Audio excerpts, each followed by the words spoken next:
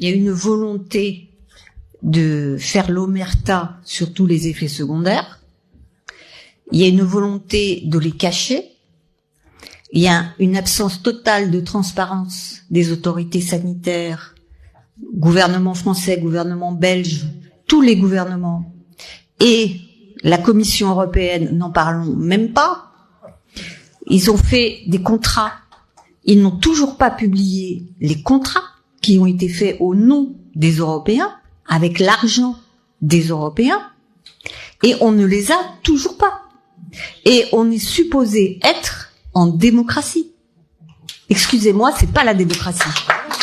Mais, Corinne, tout ce que tu dis est vrai et fort, mais est-ce qu'on peut se contenter de constater après 3 ans tout ça? On peut pas se contenter de les constater. Il faut que, comment on fait? Quelle brèche fait-on? Je vais vous dire quelque chose quand même. En 1976, aux États-Unis, il y a eu une fausse pandémie, pareil. Ils ont essayé de faire croire que c'était une pandémie. On l'a oublié, tout le monde l'a oublié. C'était Gerald Ford, le président. Ils ont fait une campagne vaccinale. Donc ils se sont dit, oh là là, il y a une grippe, vite, on va vacciner. Ils ont quand même réussi à vacciner pas mal d'Américains. Hein. Mais il y a eu pas mal de Guillain-Barré, un effet secondaire qui est grave. Et puis il y a eu 25 morts. Eh bien, la presse américaine, à cette époque-là, était libre. Elle a dénoncé le fait qu'il y avait 25 morts. Après 25 morts, ils ont arrêté en catastrophe la vaccination.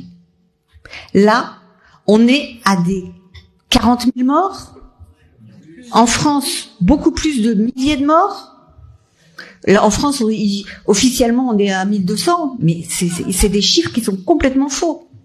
Eh bien, même partout, en 76, avec 25 morts, on arrêtait une vaccination.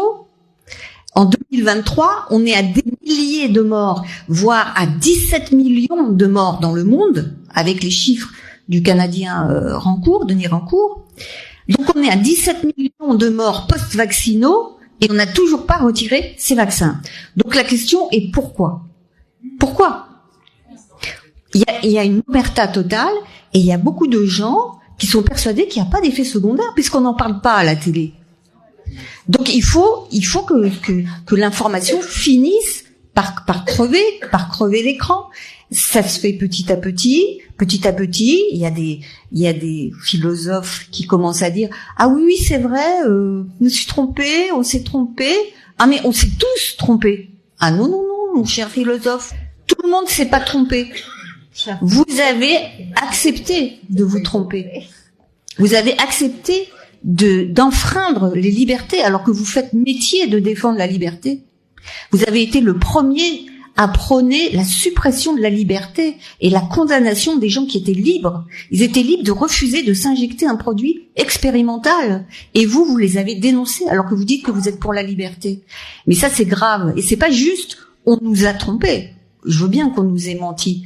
Mais on avait tous les moyens. Tous ceux qui avaient qui savent lire et écrire avaient les moyens de se renseigner et d'aller chercher l'information. Alors il y a eu beaucoup de paresse intellectuelle et de la part de beaucoup de gens.